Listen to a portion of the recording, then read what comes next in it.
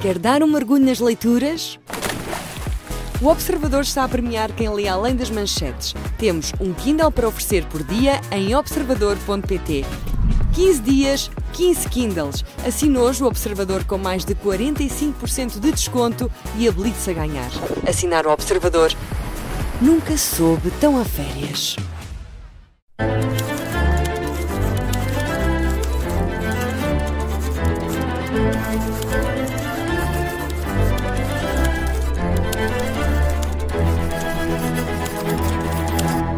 Começa agora o Português Suave na Rádio Observador, mas já sabe que nos pode também sempre ouvir nas plataformas de podcast, onde recebemos sempre muitos comentários. Olá Zé, olá Marco. Olá, tudo bem? Bem-vindos. Viva Marco, como é que estás? Tudo bem? Está tudo bem. Não estou na praia. Mas... Não estou na praia. Estás a querer incendiar. Isto porque recebemos um comentário no Spotify, passo a citar.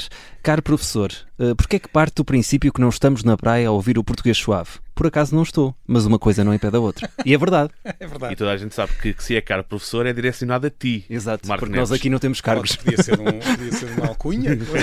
Não. Nenhum de vocês tem alcunha. O professor. Não. Com maiúscula. É mesmo para ti, é mesmo para ti. Eu acho muito bem que as pessoas ouçam o Português Suave na praia. Onde quiserem, até debaixo d'água. Mas se der. convém não põem altos berros. Pois na praia não pode ser, não é? Toda a praia a ouvir o Português Suave sem querer. Imagina um bar de praia a ter o Português Suave, de fundo. Não sei o que é que isso... Talvez o consumo de bebidas aumentasse ou não sei. Não faço ideia. Podíamos fazer a experiência. Um ótimo incentivo. Mas pronto, vamos seguir. O que é que temos neste temos episódio? hoje? Temos revoluções. No menu. Temos revoluções, temos menus. temos Cabo Verde. Vamos de França a Cabo Verde. Uma ótima viagem de se fazer. Por acaso vou Com a... boas praias, tanto num como no outro lado. Vou a Cabo Verde nas férias, portanto vamos já aqui antecipar o cenário. Vamos então arrancar este Português Suave, episódio de domingo, como é habitual, com a língua das notícias.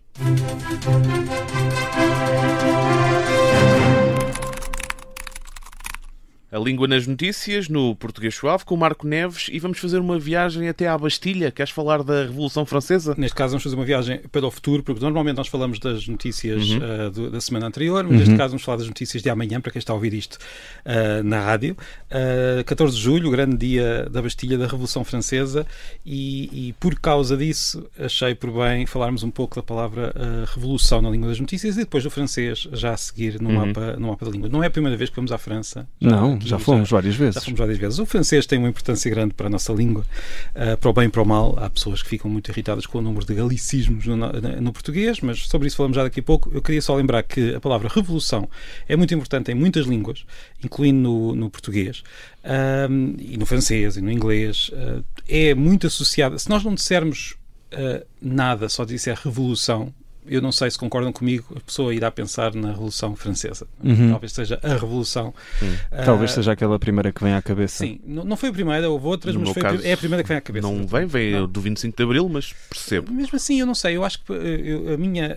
É que é uma questão de proximidade, acho eu. Sim, mas para mim o 25 de Abril é o 25 de Abril. Não sei se estão a perceber o que quer dizer. Se alguém, por exemplo, os espanhóis usam com muito mais frequência para falar do 25 de Abril, a Revolução dos Cravos, em espanhol, claro, do que nós. Se nós pensarmos bem, nós dizemos muito mais facilmente 25 de Abril. Não é que não seja uma revolução, eu só acho é que nós não associamos, seja a palavra revolução para nós é apenas uma descrição, mas pronto, isto varia de pessoa para pessoa, se calhar não é propriamente uma discussão que chegamos a algum lado. Dito isto, a verdade é que a Revolução Francesa foi importante, foi uma revolução que mudou a França, mudou o mundo, ainda hoje é discutida, ainda hoje há grandes discussões sobre se tudo somado foi bom, se foi mau, mas eu queria falar apenas da palavra revolução, porque acontece isto em muitas outras palavras, começa por ter um significado mais técnico. Revolução é um dos movimentos dos astros no céu, dos corpos celestes, e depois começou a ser usada de forma metafórica para qualquer alteração profunda e rápida na sociedade. E isto aconteceu primeiro no inglês e no francês, e depois espalhou-se pelas outras línguas. De tal maneira que hoje eu penso que nós pensamos primeiro na revolução política e só depois na revolução dos astros celestes. Ou seja, o uso metafórico acabou por ser o uso acredito que 95% principal. Não utilize o... 95%, não sei se não estás a ser um bocadinho 99,9%. Acredito que 95% utiliza apenas o sentido metafórico. Exato, mas acontece por vezes, ou seja, começamos com um sentido mais técnico, ele expande-se metaforicamente e depois acabamos por esquecer não, mas a arrumamos o sentido técnico numa gaveta e só lá vamos buscar quando é necessário. E queria dizer também uma coisa, é curioso porque eu aqui estou a falar do significado, não falei, como acontece outras vezes, da forma, de onde é que vem aquela forma revo. Hoje não vou fazer isso, é só para dizer que quando nós contamos a história das palavras, podemos contar a história de duas maneiras. Ou a história da forma, de onde é que vem aquela forma, revolução, a forma da palavra, ou o significado, a história do significado, do conteúdo. E as duas, na minha opinião, são interessantes e às vezes são diferentes. Neste caso é uma palavra que a partir ali de certos acontecimentos históricos ali mais para o norte da Europa acabou por se espalhar pelo mundo com este sentido muito, muito importante, tanto para quase todos os povos. Acho que é difícil encontrar um povo que não tenha tido uma revolução, não sei, algum É isso, seria uma bela lição de história para outra altura. Por agora, deixamos a revolução na Liga das Notícias, até porque temos uma viagem pelo mapa da língua. E vamos até a França.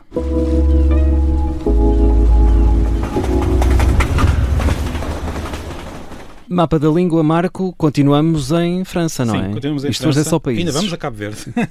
Hoje não estamos a deixar Portugal de lado, porque já falamos do 25 de Abril, mas estamos aqui a passear por outros países. Eu queria só lembrar uma coisa que é muito conhecida, é um facto muito conhecido da nossa língua. Nós temos muitas palavras que vêm do francês, porque durante alguns séculos o francês era a língua da moda, a língua de prestígio. Eu adoro francês, continuo a gostar muito. Ainda continua a ser uma língua muito importante, ainda continua a ser ensinada nas escolas. Nós esquecemos, muitas pessoas queixam-se agora, já ninguém aprende francês. Não, muitas pessoas aprendem francês. Tu aprendeste aí na escola francês? Sim, tive ainda 3 anos de francês. Eu tive 3 também. Acho que foi do 7º até o 12º, ainda foram mais uns quantos anos. Portanto, o francês sempre foi importante e deu-nos muitas palavras. Nós também demos algumas ao francês e nós já falamos disso aqui, mas queria lembrar palavras como chef, ecrã, gare, menu, ou menu, como já há pouco estava. Isto é para outro dia. Isso é uma dúvida. Isso não é para hoje. Ou desporto, porque nós associamos também muito vem do desporto francês ao sport, eu já falo francês, ao sport inglês, e claro que foi uma influência inglesa, da Inglaterra que sai a ideia de desporto, mas este D ali inicial foi por muita influência do francês antigo, neste caso, que aliás, que também influenciou o inglês. Muitas vezes há palavras que chegam ao português diretamente do francês, há outras que passam pelo inglês, ou até por outras línguas. Já falámos aqui há poucas semanas. Estou-me a lembrar que há aquelas falsas palavras que nós pensamos que podem parecer que são francesas, mas que não são. E falámos fizemos esse exercício aqui. Já falámos aqui há poucas semanas do glamour, que afinal é glamour. Mais valia dizer à portuguesa, glamour, e estava tão bem com o glamour. Eu sei, mas na origem não é francesa. Sim, isso, verdade. Mas temos este glamour, e depois eu só queria assinalar uma coisa. Eu gosto muito do francês também. A minha mulher, por exemplo, não gosta. É engraçado. Nós temos sempre eu gosto tanto. É a língua do temos amor. discussões em casa porque ela não gosta, porque teve experiências académicas não tão positivas. Acho uma língua tão delicada, tão cuidada. Não quer dizer que a nossa não seja, atenção, mas é sonoridade. Essa ideia, e essa ideia que nós temos até a ler francês, o francês tem um percurso, tem uma história, mas há que dizer que eles trituraram o latim de forma muito particular. Trituraram? Trituraram, porque reparem bem, a palavra agosto pode ser pronunciada apenas U. U é agosto. Ou a palavra água, como é que vocês dizem água em francês? Ou seja, eles pegaram em aqua, que nós transformamos em água, os italianos de outra maneira, os espanhóis e os franceses, só uma vogal. Ou seja, quase tudo mesmo.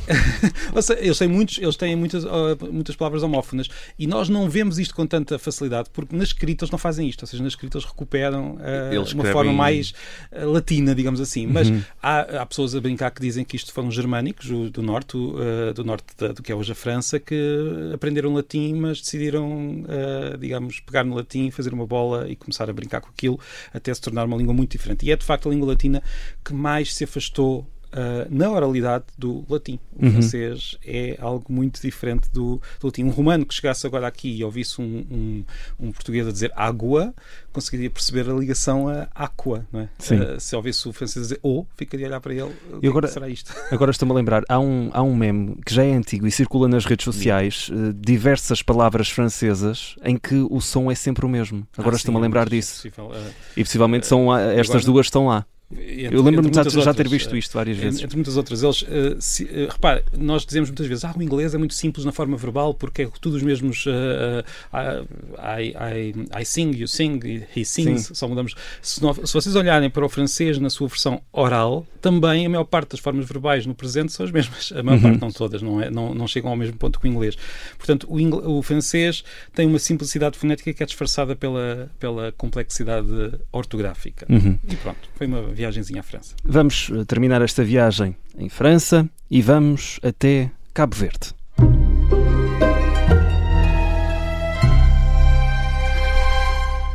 Nos mitos e nas origens da língua, vamos então até Cabo Verde, que está de parabéns, 50 anos da independência. Acredito que seja também esse o motivo pelo qual queres falar de Cabo Verde, um país da CPLP, ou seja, um país que tem a língua portuguesa como língua oficial. E hoje eu queria falar não necessariamente do português, mas da outra língua de Cabo Verde, que é o crioulo cabo-verdiano.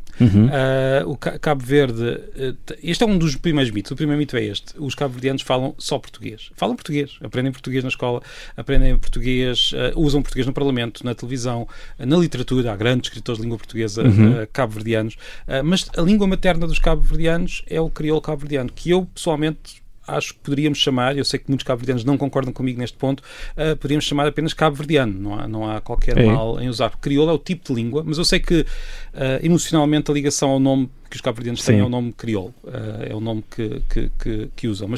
Mas há outras línguas crioulas pelo mundo fora. A cabo-verdiana é muito importante, é muito estudada pelos linguistas, é vista como talvez a língua crioula mais importante por vários motivos, pela antiguidade, pelo número de falantes, por ter tido uma grande importância no desenvolvimento de outras línguas crioulas, como por exemplo o papiamento nas Caraíbas, que é uma língua oficial em 2 ilhas das Caraíbas, como Curaçao. Mas pronto, só para dizer que de facto é um mito dizer que Cabo Verde fala português, ponto final. O ponto final é que é o problema. Fala português, mas também cabo-verdiano. Depois há um segundo mito. A ideia de o crioulo, neste caso. Eu disse mal. Disseste cabo-verdiano. Pronto, crioulo cabo-verdiano. Depois temos o segundo mito, que é a ideia de que é um dialeto português. Felizmente já não é assim uma ideia que esteja muito expandida, mas não é um dialeto português. Não tem... A origem do crioulo é muito diferente, porque as línguas crioulas desenvolvem-se através, primeiro, de uma fase em que há uma necessidade de comunicação entre pessoas com línguas diferentes, em que se cria ali uma língua digamos, uma língua quase improvisada.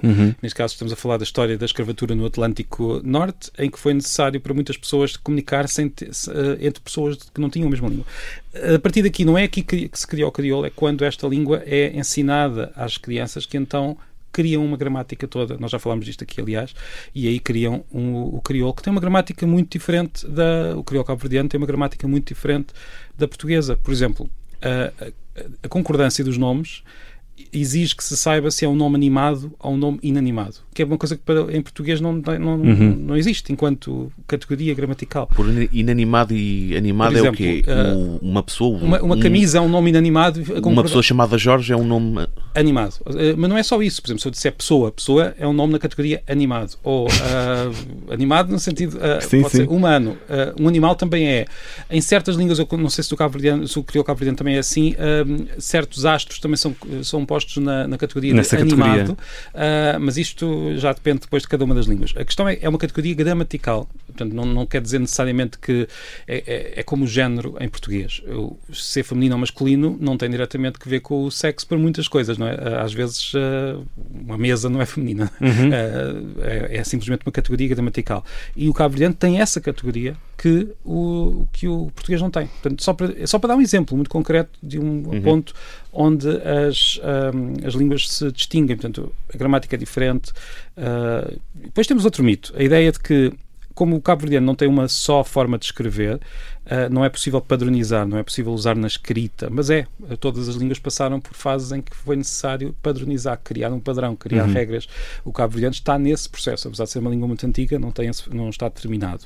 Depois, o outro mito, a ideia de que o crioulo cabo-verdiano, isso não se pode dizer que seja uma língua, porque aquilo varia de ilha para ilha, e varia muito, é verdade, mas todas as línguas variam. Exato. Claro que uma língua falada no arquipélago varia ainda mais, e o cabo-verdiano tem... Até nós aqui, Sim, temos expressões que são utilizadas no Norte que não são utilizadas no Sul e vice-versa. Se vivêssemos num arquipélago, basta pensar nos Açores, a variação aumenta porque temos um isolamento maior. Mas eu posso dar só um exemplo de uma outra língua que tem uma variação ainda mais profunda do que o cabo-verdiano, que é o basco. Falado como sabemos, no norte de Espanha e no sul de França, que tem uma variação muito forte e ninguém se lembra de dizer que o basco não é uma língua só porque tem muitos dialetos diferentes. O catalão também? O catalão também tem variação, mas neste caso estamos mesmo a falar de uma variação muito profunda e eu sei que o cabo-verdiano tem essa variação profunda, tanto que muitas pessoas defendem que o padrão vai ter de ser duplo, vai ter de haver um padrão para o norte e outro para o sul. Depois há também quem diga que o crioulo cabo-verdiano defender o crioulo em Cabo Verde é quase como se fosse atacar o português, que o facto dos cabo-verdianos quererem usar o crioulo na escola, como ainda não é usado, mas há de ser, que isto é uma forma de substituir o português. Ora, há muitos países que têm duas línguas. Basta pensar no Luxemburgo, que tem 3 no sistema de ensino. Exato. E eles acabam a falar 3 ou 4 ou 5 e não perdem muito com isso. Pôr a língua materna das pessoas na escola no não implica necessariamente uma substituição. Não, repare, até poderá vir a acontecer que eles consigam aprender português ainda melhor, porque se aprenderem a sua língua no início, quando estão a aprender a ler e a escrever, e depois aprenderem o português como língua segunda, que é, provavelmente o português até vai estar mais defendido do que estarmos a iludir-nos com a ideia de que é a língua materna dos cabo-verdianos quando não é. E isto não quer dizer que não usem para a literatura, para a televisão, para o que quiserem. Podem usar o português para o que quiserem, mas a língua materna não é um facto. Nunca foi. Por isso não vale a pena estar a fingir disto. E por fim, isto é uma ideia que se usa para muitas línguas do mundo. A ideia de que esta língua não pode ser usada para falarmos de assuntos técnicos ou para assuntos mais elaborados, só porque não tem o vocabulário. Quando não tem, arranja-se. É o que acontece. Todas as línguas passaram por isso. O português também passou por isso. Todas as línguas do mundo tiveram de ir buscar vocabulário a algum lado. O inglês teve de ir buscar a algum lado. Teve de inventar ou importar. O francês também. Portanto, é sempre possível. Eu, ainda há poucos dias, fiz um pequeno vídeo a descrever uma situação em que uma empresa japonesa precisava traduzir um documento técnico para mirandês. E muitas pessoas, e eu estive envolvido nesse projeto, muitas pessoas acreditavam que era impossível, mas não foi impossível. Conseguiste? Sim, exatamente. Pronto. Missão concluída com sucesso, assim como este Português Suave, que está de regresso na quarta-feira. Com dúvidas dos nossos ouvintes, envie áudios até 30 segundos com as suas dúvidas para o 91002 4185. Se não quiser enviar áudio, se não quiser ver a sua voz partilhada neste Português Suave, pode ser mais tímido, pode enviar para portuguessuave@observador.pt. E enviem também, se estiverem na praia a ouvir, digam-nos. Agora estás a redimir-te deste primeiro comentário que abrimos este episódio de Português Suave. Um abraço, Marco. Até quarta. Até quarta.